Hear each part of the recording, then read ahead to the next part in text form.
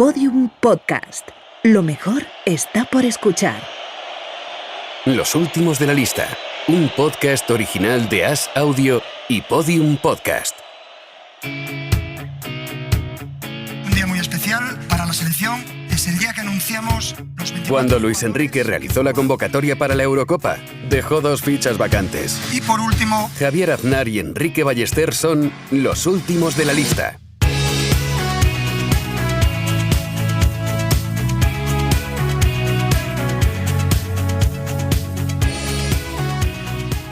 ¿Cómo estás, Enrique? Muy bien, Javier. Después de ver un partido, yo he visto, hoy nos hemos repartido bien, creo, ¿no? Por lo menos de inicio, cada uno hemos elegido un partido. Yo he visto el Croacia-Escocia y tú has empezado a ver el Inglaterra-República Checa y creo que he salido ganando yo. No sé si me lo puedes confirmar. El que he ganado ha sido yo, porque te he vendido, me he pasado a mitad de partido, he cambiado de caballo, a mitad del río. Me has hecho trampa. Me he pasado al Croacia-Escocia, justo además un poco antes de que ya empezara la exhibición de Luka Modric. Pura magia, ¿eh? Pero eso de cambiar de partido es un poco... Tú eras de los que cuando jugabas al PC Fútbol y perdías la final de la Champions con el Moralo, por ejemplo, salías del juego sin grabar y lo volvías a intentar, ¿no? Esto que me has hecho es un poco... En el fondo un poco, ese es el espíritu, efectivamente. No me escondo, cero arrepentimiento en el cambio de partido. No, el Inglaterra-República Checa no acababa de tirar, había cierto conformismo en ambos equipos y me he pasado a Modric, que siempre es un valor refugio. Sí, no te voy a culpar, por ello, porque la verdad es que el Escocia-Croacia ha estado bastante bien, ¿eh? Ha tenido primero Escocia ahí un poco con el ímpetu del público apretado al principio, pero cuando enseguida ha controlado el partido muy bien Croacia, cuando parecía que lo tenía más controlado ya en ventaja. Ha empatado Escocia al filo del descanso, pero luego en el segundo tiempo pues ha aparecido Luka Modric, uno de los grandes futbolistas de su tiempo, sin discusión. Es una maravilla de jugador. Pero antes que nada, y como fan de los motes y los apodos, que sé que eres, te he de decir una palabra que es albóndiga. Albóndiga, porque así llaman al jugador de Escocia, McGinn, he leído, albóndiga.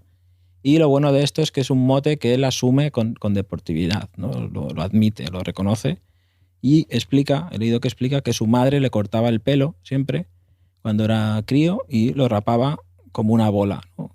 Uniforme, al 2, una bola. Y dice que es verdad, que su puta cabeza parecía una albóndiga y no culpa a nadie, ¿no? Está un poco orgulloso de ser albóndiga, ¿no? Que ojalá estar en ese momento en el que algún colega de McGinn en la escuela, ¿no? Estaban todos ahí en un banco y dijo, mirad, por ahí viene la albóndiga. Y se giraron y estaba ahí el joven McGinn con su cabeza de albóndiga. McGinn y las albóndigas se van a su casa ya, eliminada Escocia, en este grupo que Inglaterra ha cumplido su función de favorita, no muy brillante, pero pasa como primera de grupo. Tercera va a ser República Checa, que también se clasifica con 4 puntos, y Croacia, de la que vamos a hablar, porque tenemos que hablar de Luka Modric, segunda clasificada y posible rival de España si España es segunda mañana. Pues sí, me alegro por Croacia y me alegro por Modric, que enésima exhibición de fútbol, además en el momento que su equipo lo necesitaba, que el país lo necesitaba, ¿no? Se echa otra vez más el equipo a las espaldas y con un gol y una asistencia mete a Croacia en octavos. Qué maravilla de jugador. Y qué gol, ¿no? Qué gol, un gol, ese golpeo tan icónico, ¿no? Que digamos que cada vez que vemos a alguien hacer un buen centro, o un buen pase, o un buen chut con el exterior, ya pensamos como Modric.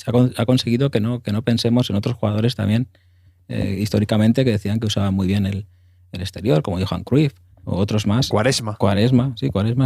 Pero bueno, yo la primera vez que escuché, es que ya han pasado tiempo, ¿eh? O sea, la Eurocopa del 2008 fue la gran competición internacional, la primera de Luka Modric. Nos han pasado 13 años y sigue siendo igual de determinante o más para Croacia. Y yo recuerdo perfectamente la primera vez que escuché hablar de él y fue en un pub, que eso ya es una buena señal. O sea, yo era joven, yo era un joven soñador todavía, igual hablamos del 2007, él jugaba en Croacia Y al pub en el que íbamos mucho entre semana, se llamaba Spoonful, venía el señor López, ¿no? Don López, que se ponía ahí en la esquina, al lado de la cabina del DJ, al final de la barra, de roble macizo, y se pedía una especie de cáliz, era como un recipiente más grande que un chupito, más pequeña que una copa, no sé muy bien si bebía algún tipo de licor o de whisky o algo así, y pontificaba, ¿no? Que es una cosa muy bonita que echo de menos de los pubs, sobre todo, ¿no? Entre semana, que a veces se junta ahí una fauna, por llamarlo de alguna manera, peculiar,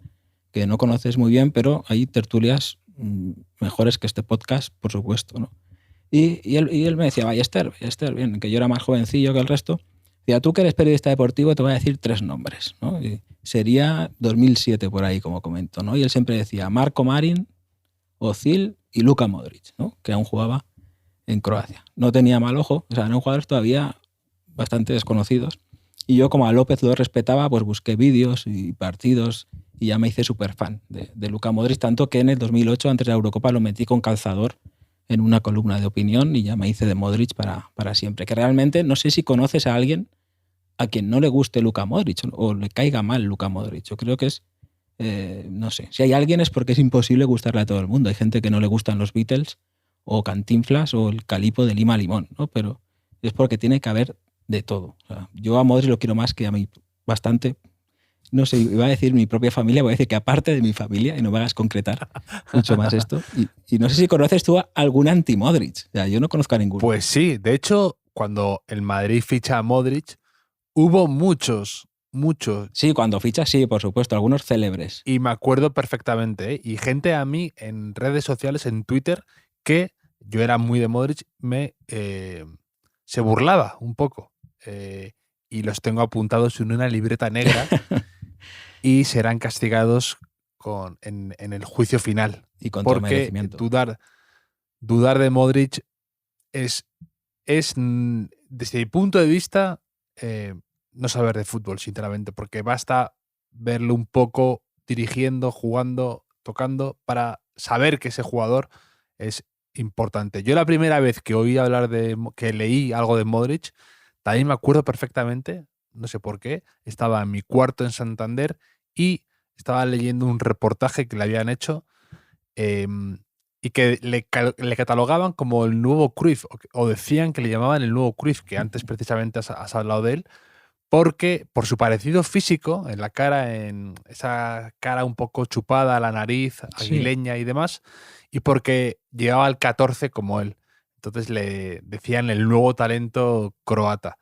Y era un jugador que yo estaba deseando que el Madrid fichara. Y luego, para mí, fue un punto de inflexión, aquel gol que mete en Old Trafford con el Madrid, con aquella camiseta un poco verde botella, y que me acuerdo perfectamente Emilio Mediavilla de Libros del Cao, muy madridista también, y santanderino como yo, tituló con un tuit maravilloso una foto que era preciosa de Modric disparando en ese momento, y lo puso Modrigliani, ¿no? En vez de Modigliani, y lo tengo ese como un punto bonito de la historia reciente del Madrid.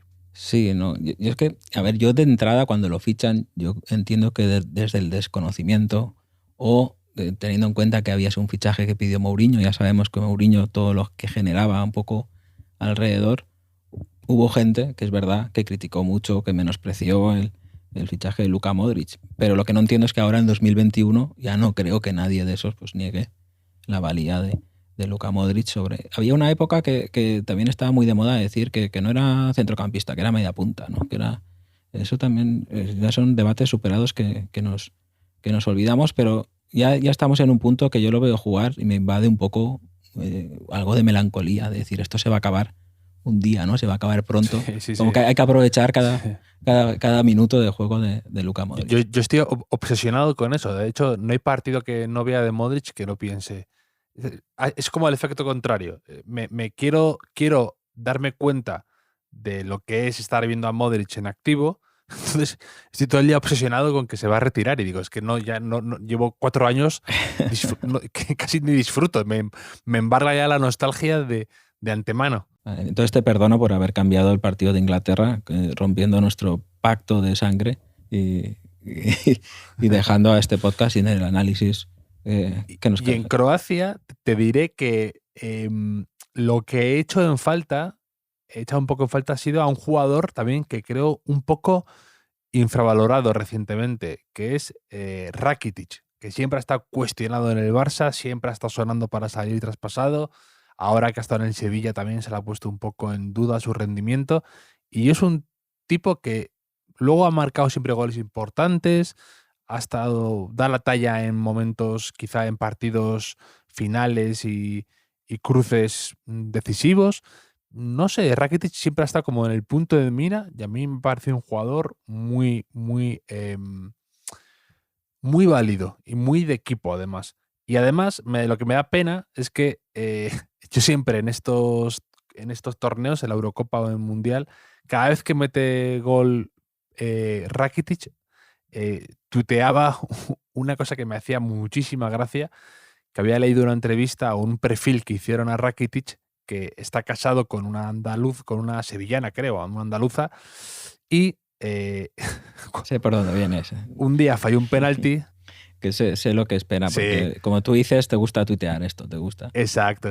Un día falló un penalti y su suegra le mandó por WhatsApp una foto de su perro y ponía debajo, los tira mejor que tú.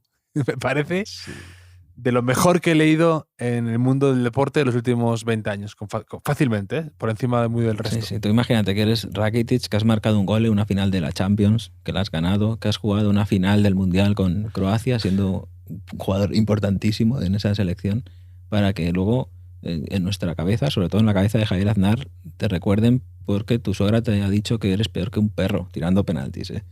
Son cosas que pasan en el deporte profesional que no son fáciles de gestionar. Cuando has dicho que echabas de menos algo de Croacia, pensaba que me ibas a decir aficionados con gorritos de waterpolo, que eso lo vemos siempre con Croacia y no lo he visto yo por lo menos en esta Eurocopa todavía, que yo siempre pienso los aficionados del waterpolo, claro, no se pueden comprar la camiseta del equipo, o sea, si alguien no lo sabe, el waterpolo se juega en el agua, como su propio nombre indica, y no se pueden, tienen que ir con el gorrito por ahí, ¿no? O sea, y también me pregunto yo si saben los jugadores de waterpolo que existe el balonmano, o sea, porque podrían jugar a un deporte igual, pero cansándose mucho, mucho menos. No sé, ¿cómo es Croacia? Que es un país pequeño, pero es hipercompetitivo. Esto es un poco topicazo, pero es verdad, en muchos deportes muy distintos. Como ha pasado Croacia, igual hablamos un día de Vlasic, que ha marcado el primer gol, y hablando de deportistas competitivos, es el hermano pequeño de Blanka Vlasic, la saltadora de altura,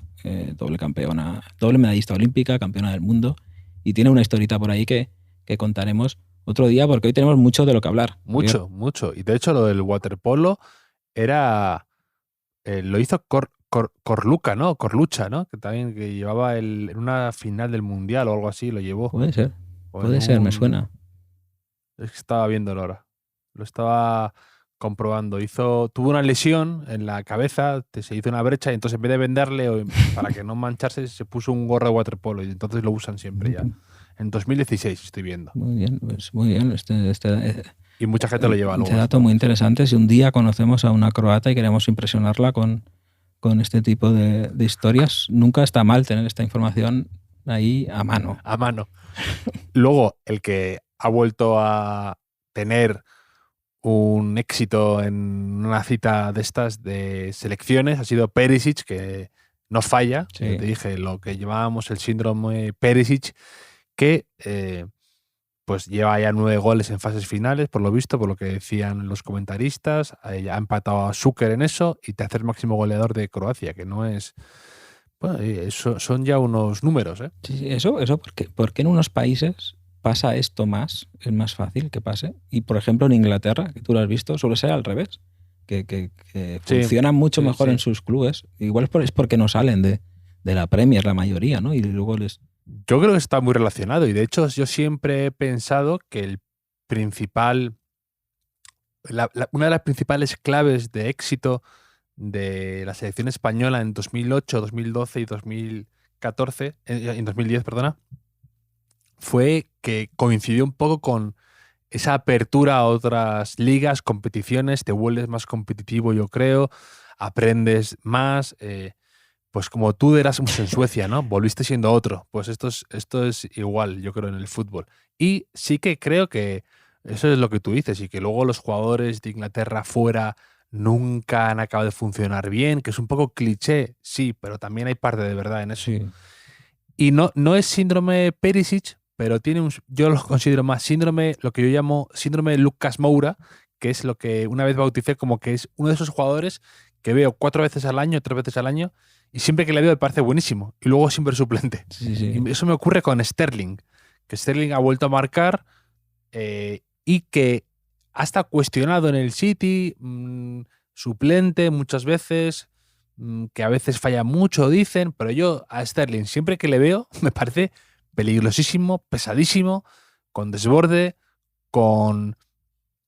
creando ocasiones sin parar y bueno, me remonto al año pasado que cuando salió en la Champions en el cruce contra el Madrid, que venía de una lesión, volvió loco a Carvajal. No, Y eso yo lo que yo llamo síndrome Lucas Moura. No, y de hecho, ha llegado hasta Eurocopa, no se hablaba de Sterling, se hablaba de Harry Kane, se hablaba de Foden, se hablaba de Mount, se hablaba incluso de los que no jugaban antes que de Sterling, que mira, me ha marcado un gol.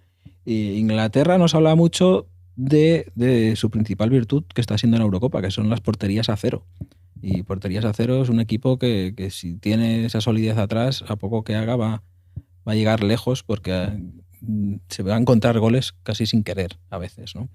Y bueno, este martes que hemos tenido solo esta franja horaria de partidos, como antesala del miércoles de la verdad para España, que juega a las 6 contra Eslovaquia, que depende de sí misma, que nunca sabemos si es bueno o malo eso, quiero creer que es bueno. Ganando, estará en octavos, sin depender del Suecia-Polonia. Dependiendo de lo que haga Suecia, pues puede ser primera o segunda. Y empatando, si no gana Polonia, pues también pasará a la siguiente fase. Después a las 9 se cierra esta fase de grupos con muy buenos partidos. Portugal-Francia a las 9 y a la misma hora Hungría-Alemania. ¿Cómo ves lo de España, Javier? Suspiro dramático. ¿Cómo lo veo, Enrique? ¿Cómo lo veo? Sí. Has hecho suspiro y pose Sí, de pensador. sí, he puesto así la mano en el mentón. ¿no? Pose también yo llamo de columnista, ¿verdad? De pensar muy fuerte. O como Delfín, el de Delfín Quispe se llamaba, Delfín hasta el fin, que decía, no puede ser, un poco ahí como clamando al cielo. Un poco. Quiero pensar que hay material y condiciones de sobra para no solo pasar, sino incluso dar ese puñetazo en la mesa. El típico partido que hay dudas en el ambiente y de repente 3-0 y la gente vuelve a creer, hay optimismo, hay jugadores que se enchufan y demás. Lo que ocurre es que, por otro lado, tengo dudas y no sé hasta qué punto Luis Enrique va a introducir ciertos cambios que yo creo que el equipo necesita. Entonces va a estar ahí y estoy con ciertas reservas. No sé cómo estás tú de optimista y pesimista, Enrique. Yo confío. Yo de entrada, ayer me preguntaste por Hazard y te dije que bueno, que tenía problemas físicos, problemas mentales, pero que aún así pues confiaba. Que total. Salvando eso. Claro. Yo es que aún confío en Balotelli. Yo confío en que vuelva Balotelli a su mejor nivel. Mi fe es infinita con el fútbol y con España, pues hasta que la realidad me demuestre lo contrario, confío también. ¿No? ¿Qué problemas tiene España? Tácticos, puede. Físico, puede. Mental, pues igual también. Pero eso no es nada, hombre. 2 goles le dan la vuelta y yo creo que pasaremos. O sea, no me cabe en la cabeza que en un grupo con Eslovaquia, con los que jugamos el otro día, que ni me acuerdo, con Polonia y con Suecia, España no pase a la siguiente fase. Hombre, no puede ser. Eso no puede ser por muy cosas raras que estemos viendo, ¿no? Yo lo que quiero pensar que falta acoplamiento y que bueno, hay juventud, que quizá el escenario no se acaban de hacer. Pero, por ejemplo, veo a Koke y me parece que juega como si hubiera cogido un coche prestado que no es suyo y que no sabe dónde están las cosas y que está mirando por el retrovisor, mirando a sus compañeros de viaje y diciendo, ¿esta gente quién es? ¿No? Sí, porque creo que está tan acostumbrado a un equipo que en España no sé si le falta liderazgo, creérselo o más tirar del carro, por así decir, pero mi fe en Koke es ciega. Lo que ocurre es que, no sé, hay algo ahí de que no acaba a veces de conectar todas las piezas. Y a mí me gustaría ver a Fabián, que es un tipo que yo creo que en partidos como el de Eslovaquia quiero que alguien que chuta puerta, que llegue, que físicamente es fuerte, es alto. O sea, quiero un poco más de munición. Puede ser que no esté muy clara la jerarquía de liderazgos, eso es verdad. Porque, por ejemplo, alguien acostumbrado a ser un líder en su equipo y en un equipo que es nada más y menos campeón de Europa, es Azpilicueta. Pero Azpilicueta no tiene esa jerarquía A eso me refiero. trasladada en la selección, ¿no? Puede ser, pero bueno, hoy tenemos a alguien que nos puede hablar muy bien y mucho con conocimiento de causa de la selección española, Javier. Hoy es un buen día porque tenemos un invitado realmente increíble. Hoy un día especial aquí en Los Últimos. Tenemos un invitado de lujo, uno de los mejores futbolistas europeos del cambio de siglo, que no es por hacer sangre, pero ya han pasado 20, 21 años de aquello, y un futbolista además icónico, ¿no? En el fútbol español, que trascendió de lo que era puramente el fútbol, y un futbolista también muy particular, ¿no? Con unas condiciones pulidas a lo largo de los años y sin réplica, diría yo, en estos momentos en el fútbol. Difícil de clasificar, pero imposible de olvidar. Hoy en Los Últimos tenemos al exfutbolista del Valencia, Barcelona, Castellón, Lazio y Middlesbrough, así como de la selección española, don Gaizka Mendieta. ¿Qué tal estás? Hola, muy buenas. Lo del don, no sé, me hace ilusión, pero por otro lado me hace un poco, ¿no? Bueno, como que ya eso de hace 20 años y es como un golpeo así de realidad. Bueno, ¿te pareces tú más al del año 2000 que Javier y yo a como éramos nosotros en el 2000? Eso lo podemos asegurar. Bueno, pues venga, aceptamos todos la condición. Bueno, queremos hablar de muchas cosas contigo, también de aquella Eurocopa del 2000 que tú juegas con la selección, pero queríamos hablar sobre todo de fútbol y de esta Eurocopa. No sé si la estás siguiendo, estás viendo muchos partidos. Todos. Sí, estoy trabajando con diferentes cadenas y medios y vamos, los estoy viendo todos. ¿Qué te está llamando la atención más hasta ahora? A ver, me está gustando no sé si es porque también es una época especial, ¿no? Tras este año y medio, 2 años de pandemia en el que echábamos de menos fútbol, gente en los estadios. Bueno, todo ese tipo de romanticismo futbolístico que echábamos de menos. Me está gustando mucho ese aspecto, me está gustando mucho la competitividad que hay. Todos los partidos son bastante igualados, quizás menos el de ayer de Bélgica. Y luego, bueno, me está gustando todos los equipos. Viendo cómo por ejemplo, Francia, que parecía muy superior, pues está ahí y parece que le cuesta arrancar. También es verdad que estos torneos suelen ganarlos aquellos que van de menos a más. El lado opuesto podría ser Italia, que ha empezado junto con Bélgica, que han empezado ganando todo. Y a ver cómo acaban. Pero bueno, contento por el nivel. También pensaba que el ritmo de los partidos iba a ser más como la del 2016, con que los jugadores llegan cansados, llegan con muchos minutos y ya juegan muchos partidos. Pero no, me sorprendió también el nivel de ritmo de los partidos y de la calidad técnica de la mayoría de ellos, disfrutando. Sí, has hecho mención a lo del ritmo y está siendo llamativo. Yo creo que por una parte puede ser, no sé si te parece a ti, porque el VAR está interviniendo menos y más rápido, y segundo, porque ha vuelto el público. Y como tú dices, pues aunque sea inconscientemente, hace que los jugadores, no sé si den un puntito más en lo físico. ¿A ti como jugador te tocó alguna vez jugar a puerta cerrada algún partido? No sé cómo se lleva eso. A mí me parece otro deporte el fútbol en estos meses que hemos visto sin afición. Creo que alguna vez, pero no lo recuerdo, con lo cual no debería ser muy impactante. De todas formas, no es lo mismo un partido que un campeonato, como se ha jugado la Liga, como se han jugado las ligas alrededor de prácticamente todo el mundo. Yo creo que eso ha sido uno de los retos más difíciles que los jugadores se han tenido que afrontar. Y por eso, como bien dices, que estoy de acuerdo, es que el hecho de que haya gente en los campos, sobre todo el equipo local, lo agradece, y incluso el rival, ¿no? El hecho de que tienes ahí la afición contraria que te motiva un poco en la motivación como revertida, ¿no? Y ahí yo creo que eso sí que ha ayudado a que el ritmo de los partidos y la calidad sea no mejor, pero o mejor de lo esperado, por lo menos, a nivel personal. Y hablando de partidos emocionantes, se va a jugar un España-Eslovaquia y te queríamos preguntar que cómo estás viendo a España, qué sensaciones te transmite y qué esperas del partido. Bueno, yo soy del vaso medio lleno. Entonces, yo creo que España, dentro de que obviamente nos hubiera gustado que ya estuviera clasificada y que en cada partido hubiera metido 4 o 5 goles, pero vemos que es muy difícil. Como decía antes, es que ves Francia lo pasa mal, con Hungría, Macedonia se lo pone complicado.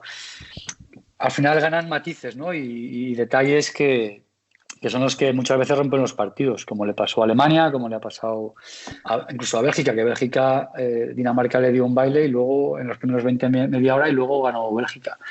Entonces los partidos son iguales. Yo creo que España a nivel de juego siempre se puede mejorar, pero los planteamientos han sido de cara a crear ocasiones ante rivales que se te encierran atrás y que en ciertos momentos del partido no han sido capaces de romper, ¿no? Pues un gol temprano pues siempre te ayuda a que las defensas o el equipo contrario se vaya más al ataque. En este caso creo que ambos, tanto Polonia como Suecia, tuvieron un planteamiento muy bueno que supieron mantener prácticamente a lo largo de todo el partido, y España no supo las ocasiones que creo que fueron más contra Suecia que contra Polonia, pero bueno, que las subieron, no consiguieron materializarlas. Y ahí es donde entonces te llega el problema, en el que tienes que buscar otros recursos para romper esos muros, ese muro defensivo que te ponen enfrente. Y quizás ahí es la única la única situación que veo que España no supo manejar, ¿no? Es decir, vale, en vez de continuar con el mismo planteamiento, vamos a intentar darle otra forma incluso para la propia selección, el darle un meneo ahí y decir, venga, ahora en vez de nuestro plan habitual vamos a cambiar a algo diferente. Eso es lo único, pero por lo demás, eso, como te decía, hay ocasiones, no se marcan, es la única cosa negativa, ¿no? Lo demás, el equipo está jugado, ha creado ocasiones, ha sido superior en muchos momentos o fases del partido, en otras veces ha sido inferior, pero es normal. Y bueno, siempre eso, desde el punto de vista que se puede mejorar. Pero yo creo que contra Eslovaquia puede ser ese partido que cambie un poco la dinámica esta de... Bueno, iba a decir un poco de duda, ¿no? Pero esa duda está más bien fuera que dentro. Cuando tú hablas con gente de allí, del grupo, allí viven un poco aislados de todo esto. Allí están convencidos, obviamente, como tiene que ser. El equipo y los jugadores siempre convencidos de lo que están haciendo y autocrítica, y que tienen que mejorar ciertas cosas, pero que el partido siguiente es el que vale y el que va a ser el bueno. Ahí me recordó el debut, sobre todo, un poco a la Eurocopa del 2000, ¿no? Aquel España-Noruega que la España de Camacho y Mendieta también, pues llevó el peso del partido en una jugada aislada, marcó Noruega, perdió España 0-1, y ahí hubo polémica, como ahora está habiendo polémica con los delanteros. En ese caso fue con la portería, porque empezó Molina, falló en el gol y ya entró Cañizares. Has hecho referencia, ¿no?, que el grupo dentro vive estas cosas un poco distintas a lo que pasa afuera. No sé cómo, tú con esa experiencia, ¿cómo fue? Sí, parecido. Y bueno, y el 2008 y el 2010 y el 2012... No sé si es que... Bueno, no sé lo que ocurre en otros países. Bueno, en Inglaterra lo he vivido muchos años y es más o menos parecido. Se crea una expectativa y bueno, yo creo que luego hay una realidad, ¿no? Y ahí es donde en España, por ejemplo, siempre ha habido como dudas en cuanto a en el momento que ha habido un inconveniente, eso, pues un mal resultado, enseguida como que todo lo que se ha hecho está mal, en vez de confiar. A ver, este equipo te gustará más o menos la selección de Luis Enrique, pero estaremos de acuerdo que están los mejores. A uno le puede gustar más uno que no esté que uno que esté, pero en líneas generales están los mejores, o de los mejores que son seleccionables. Y eso pasó también en mi época y en otras épocas. Pero desde fuera yo creo que, ¿no?, en España como que tenemos esta necesidad de criticar y de intentar buscar dónde poner el dedo en vez de realzar. Luego cuando nosotros, bueno, tuvimos la mala suerte de que luego Francia nos sacó del torneo, pero todo ese torneo, aparte de ese resultado, fue un gran torneo el que jugamos. Francia fue superior. También si Raúl hubiera metido el penalti, pues la cosa hubiera cambiado. Como si Gerard Moreno metiera el penalti, pues seguro que todo esto hubiera cambiado. O sea que son a veces eso, aprendes a caminar andando, ¿no? Y estos torneos son un poco así, ¿va? Ya tienes que ir, mantenerte aislado del ambiente de fuera, porque hay mucha expectativa, hay mucha ilusión, es normal también. Y claro, cuando uno tiene mucha ilusión, si hay un empate o se pierde, pues es como que la tragedia es mayor. Pero en realidad en el seno del grupo, del equipo, de la concentración, todo es como más lineal, todo es más estable en el sentido emocional. Pues si no, sería imposible. Ese equipo jugaba muy bien. Creo que es un equipo un poco olvidado, injustamente olvidado en la historia de la selección española, porque a veces parece como si de Clemente ya pasáramos a Luis Aragonés de golpe, ¿no? Y ese equipo de Camacho jugaba muy bien. Recuerdo el 9-0 a Austria, aquel que fue espectacular. Camacho juntaba muchos centrocampistas de toque. Estabas tú, estaba Guardiola, Valerón, Fran. Tanto ahí como en el Mundial de 2002, que también juegas, faltó muy poquito realmente, ¿no? Pues no sé qué faltó.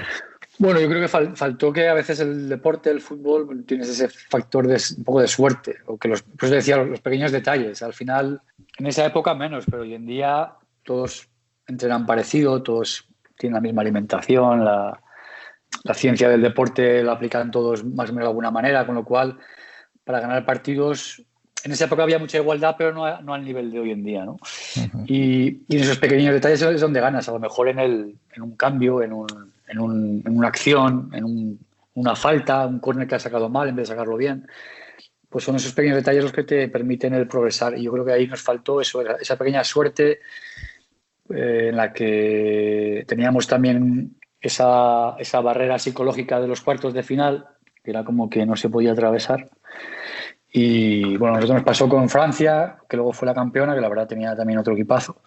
Y nos pasó en el Mundial con Corea, que pasó lo que pasó. O sea, si es posible que, claro, cuando tienes ese salto, ¿no?, entre una selección que consigue lo que consiguió luego España, pues se tiende un poco a rebobinar, ¿no?, como eso, hacia fast forward, para llegar a lo bueno rápido. Ese partido que hace poco se recordaba, porque fue hace unos días, el de Yugoslavia, sí, con aquel gol de Alfonso al final. Ese para mí fue uno de los primeros ya grandes partidos de España y una de las primeras piedras sobre las que se construyeron luego lo demás. Y yo creo que, bueno, a veces se puede olvidar, pero sí que la gente lo tiene muy presente, ese tipo de partidos que se sintieron como un pequeño triunfo colectivo ya. Sí, como decís, yo creo que esa selección ganó partidos jugando muy bien y contra Francia jugamos muy bien. Lo que pasa es que, bueno, luego llega un señor que se llama Zidane y te mete un golazo de falta, y llega un señor que se llama Yorkaev y te la mete por la escuadra también, pues contra eso... y luego, bueno, tenía una defensa espectacular también. No, hay que decirlo todo. Y luego quitamos a Mendieta y hay un penalti, no lo puede tirar Mendieta, que yo si en la vida me juego la vida a un penalti, pido que vuelvas y lo tires tú.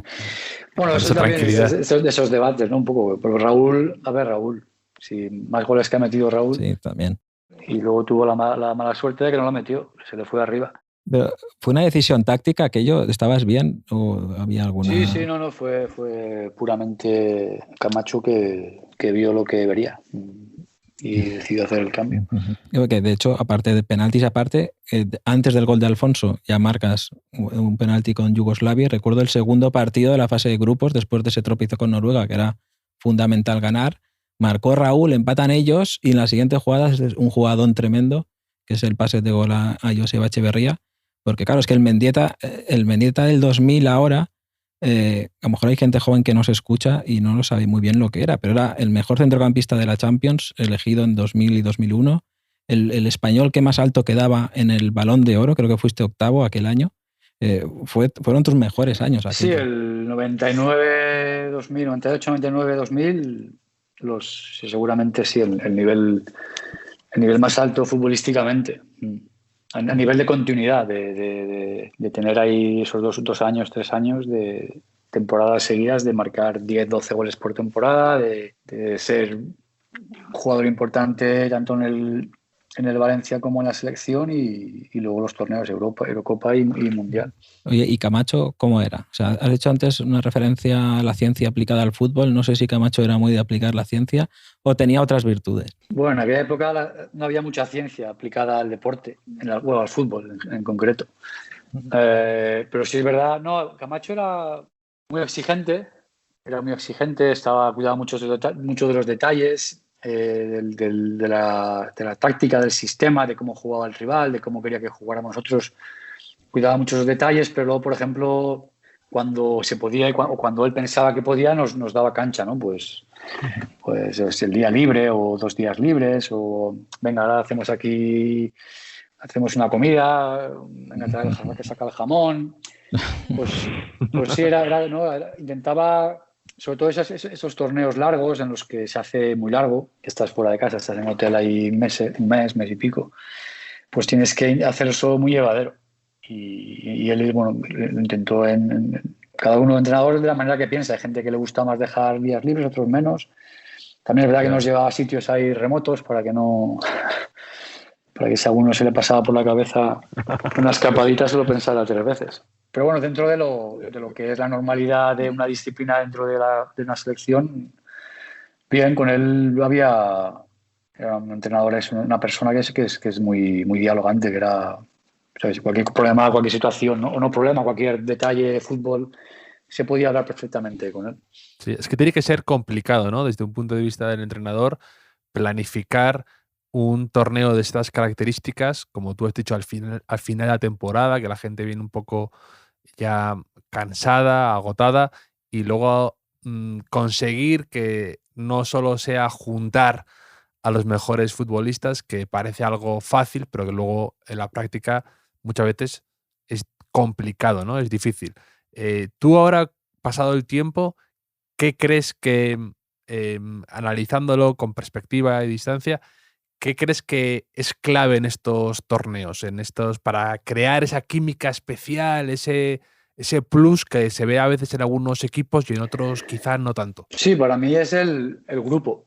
Más allá de que los jugadores que tengas, y yo creo que los entrenadores muchas veces miran eso, a la hora de elegir un equipo, un grupo, una selección que va a convivir tanto tiempo junto, tienes que valorar muchas cosas, no solo obviamente lo futbolístico, pero gente que se acople, que se lleve bien, que haga equipo, que sume, que en momentos difíciles, porque claro, estás un mes allí, cuando juegas y vas ganando todo es muy bonito, pero cuando la gente que lleva ya 2, 3 partidos no juega, estás fuera de casa, pues se hace largo. Entonces tienes que tener gente que esté predispuesta a eso, a tener claro y explicar, hablar con la gente, mucho diálogo, el que la gente sepa un poco dónde está dentro del grupo y que sepa eso, pues mira, no juegan 11, juegan 12, juegan 13, porque al final, aunque lleves a 26 o 24 los que tengas, generalmente, y lo vemos en la mayoría, bueno, la mayoría sí, en la mayoría de los casos todos tienen su equipo hecho, de 12, digamos, y de ahí varían muy poco, a no ser como Italia. Creo que fue ayer Italia, y quién fue ayer que hizo 8 cambios. Bélgica creo que hizo 8 cambios. No es habitual que se hagan muchos cambios porque el entrenador confía en un 12, un 13. Luego ya sí, se me refiere a los equipos que empiezan al 11 inicial. Luego, dependiendo del partido, ya puede usar ciertos jugadores, pero muchas veces no se va tanto de un grupo. Entonces, que todos tengan claro que tienen que estar ahí, que tengan que sumar, aunque no jueguen. Porque realmente la mayoría son titulares de sus equipos, están acostumbrados a jugar y de repente llegas ahí, eres uno más que tienes que sumar, juegues o no juegues. Entonces, el grupo para mí es lo más importante, el que haya buen ambiente, el que luego eso también se refleja en el campo. Sí, en esto de las concentraciones, recuerdo un libro de Santi Jiménez y Luis Martín que cuentan en un mundial que Poli Rincón no estaba jugando nada y bajó con la maleta y dijo que se quería ir, ¿no? Que montó ahí el numerito, se encerró con el entrenador a discutir y estaba Michel, que era muy joven, estaba asustado, y Gordillo, que ya era más veterano, le dijo, espérate. Se acercó a la maleta, levantó la maleta y estaba vacía. O sea, era un farol que se estaba tirando el Poli Rincón para ver si jugaba más. No sé si has vivido algo parecido, alguna anécdota de alguna manera. No, de ese tipo no. Eso ha sido un menudo farol. No, a ver, sí que he visto compañeros que llegan a un momento que te decía, eso sí que lo he visto, que para pararte es normal, Porque si tú tienes un jugador que está contento por no jugar, aunque sea en la selección, yo si fuera entrenador me gustaría ver el genio, el enfado, ¿no? El carácter del jugador de decir, en cada entrenamiento voy a demostrar que yo quiero estar aquí. A mí me pasó un poco en el Mundial. Yo de ir a Italia, tampoco es que fuera titular regular en el equipo, pero bueno. Y cada entrenamiento sabía que yo me tenía que ganar, o cada minuto que tuviera en el campo me tenía que ganar por ser titular. También porque había mucho nivel en ese medio campo.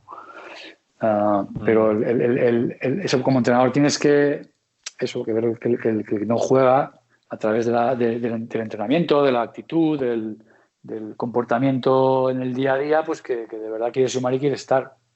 Y eso no siempre es fácil y no todos lo ven así. Hay gente que obviamente... Ya, porque es un poco como la casa de Gran Hermano, que todo se magnifica ahí, ¿no? Porque me acuerdo también hace poco en un mundial que rajó Pedro, que estaba en el Barça, y que nunca ha sido un jugador ni conflictivo, un jugador bastante de equipo, lo que dicen, un glue guy de estos. Lo que ocurre es que, pues eso, de repente no juegas, te entras en ese bucle y es complicado. Y luego, ahora que hablabas de lo del Mundial de 2002, también que otra vez el tema del timing y los penaltis, porque me acuerdo que tú metiste penalti contra Irlanda en octavos y luego en cuartos, que nos elimina Corea, tú ya no tiraste, creo. Eras el quinto. Sí, era el quinto. Eres el quinto y se quedó en el cuarto con Joaquín. Sí, Joaquín, ¿no? Sí. Lo que es la vida a veces, lo de estar en el momento adecuado. Bueno, ahí normalmente también depende del entrenador, de los jugadores un poco. Nosotros intentábamos que entre comillas, los mejores, ¿no? Los más fiables, y pues fuera el primero y el último, para empezar bien y acabar, si hacía falta, pues acabar también bien. Y creo que Hierro era el primero, Fernando fue el primero que tiró, y yo era el último. Y desgraciadamente no nos dio. ¿Cómo es todo? Es que igual la tanda del 2008, que lo cambia todo, lo podría haber cambiado también, pero bueno. Sí, pero fíjate ahí, por ejemplo, el último es Cesc Fábregas, que no había tirado un penalti de ese nivel nunca. Y luego lo mete. Sí. ¿Y quién fue también ¿Quién fue en los penaltis? El portero del Villarreal. El Villarreal. Sí, claro, los 11 del Villarreal. Nunca habían tirado y ganan la final por los penaltis. O sea que uno eso, pues que el fútbol afortunadamente no son matemáticas exactas para lo bueno y para lo malo. Y luego una pregunta sobre el partido contra Eslovaquia y en general España, que se está dando bastante que hablar, y me acordaba cuando íbamos a hablar contigo que, si mal no recuerdo, tú empezaste como lateral derecho un poco y luego la rompiste cuando te pasaron más arriba, ¿no? Y Llorente este año la ha roto y le han pasado al lateral derecho. Y me preguntaba, tú que conoces bien esa zona, esos cambios de un lado a otro, ¿qué te ha parecido ese movimiento estratégico de Luis Enrique, que está dando que hablar?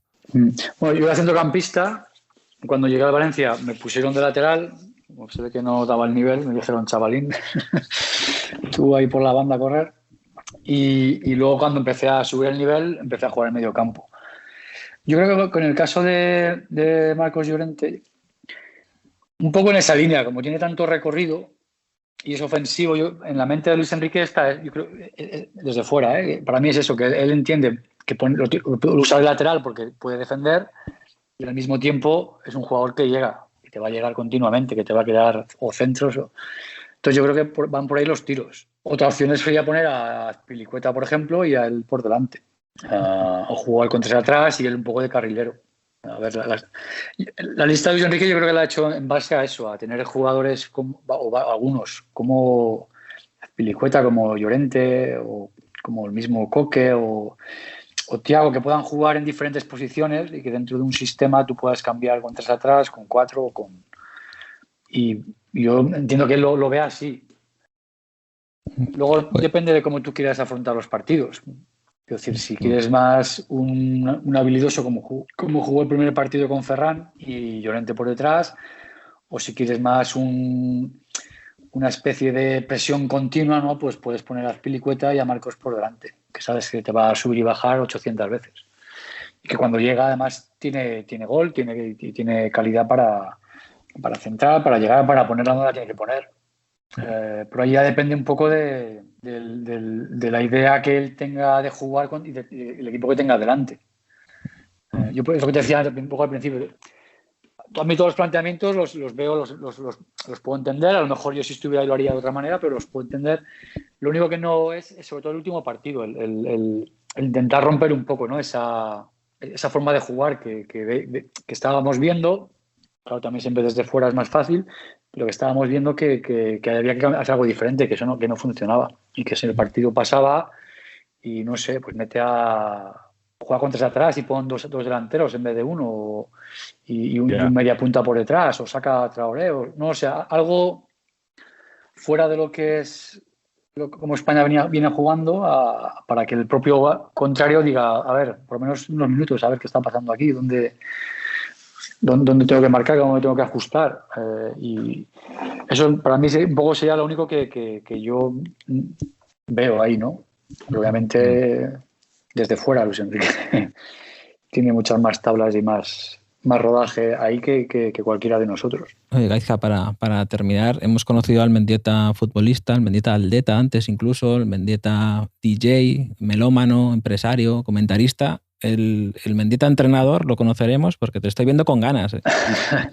No, pero obviamente el siguiente paso en nuestra carrera, siempre y cuando quieres estar en el fútbol, es o entrenar o estar el director deportivo o estar dentro de un club. Y sin duda sí. La idea mía es, no sé, a corto, medio o largo plazo, es acabar estando en una organización futbolística, sea un club, una federación, y no sé si de entrenador, de director deportivo, pero la idea sí es entrar en algún sitio y trabajar, porque al final es un poco lo que nos gusta. A lo ideal, me gustaría probarlo todo, entrenar o estar dentro de un... Tengo el carnet de entrenador, me falta el último nivel, que me lo quiero sacar, pero bueno, estar dentro de un staff, ser parte de un cuerpo técnico o estar en la dirección deportiva, o de alguna manera sí que me gustaría, cuando surgiera la posibilidad, hacerlo. Lo que pasa es que afortunadamente hay mucho en el mercado, hay muchos jugadores preparados, con los carnets de entrenadores, con las carreras de tal, y lo complicado de los que nunca hemos estado en esa rueda es meterte en la rueda. Bueno, si quieres empezar por el Castellón, te lo podemos mirar por aquí en alguna cosa. Empezar es empezar. Pues repetir el mismo ciclo que hiciste como futbolista. No estaría mal, ¿no? No estaría mal. Pues nada, Gaizka, ha sido un verdadero placer tenerte aquí hablando de fútbol, de recuerdos y de la Eurocopa, y nos seguimos leyendo y escuchando tus análisis en Twitter, en Sky, donde colaboras, y seguimos viendo la Eurocopa con mucho interés contigo por ahí comentándolo, si te parece, ¿vale? Por supuesto, igualmente, gracias. Un abrazo. Un abrazo. Un abrazo.